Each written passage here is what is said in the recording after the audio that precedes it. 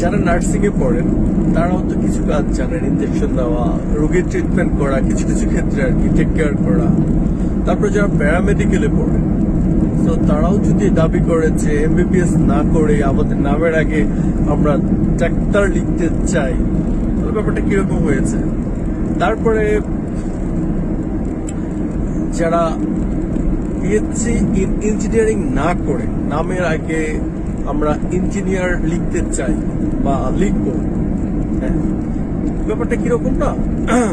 তাহলে একটা ছেলে বুয়েট থেকে পাশ করলো বা বাংলাদেশের ভালো কোনো ভার্সিটি থেকে বুয়েট চুয়েট বুটেক্স এটসেট্রা থেকে পাশ করে মানে বিএসসি ইন ইঞ্জিনিয়ারিং যারা, তারাও লিখলো ইঞ্জিনিয়ার। আর যারা diploma, that means diploma polytechnical institute থেকে পড়ালেখা করে তারাও ইঞ্জিনিয়ার লিখলো। তাহলে ব্যাপারটা কি সামঞ্জস্যপূর্ণ হচ্ছে?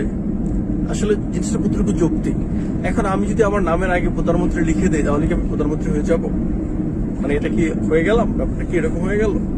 সো যে যেটা আসলে ডিজার্ভ করে আমার মনে হয় তাকে সেটাই দেওয়া উচিত। এখানে কাউকে ছোট করা আমার উদ্দেশ্য না।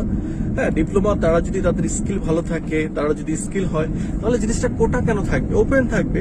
ডিপ্লোমাও পার্টিসিপেট করবে, বিএসসি ইঞ্জিনিয়ারিং তারাও পার্টিসিপেট করবে। দেখি কারা থেকে যে কোনো ইন্টারভিউতে, যে কোনো চাকরির ক্ষেত্রে, দেন একজ্যাক্ট রেজাল্টও চলে আসবে। I think so quota is not appropriate.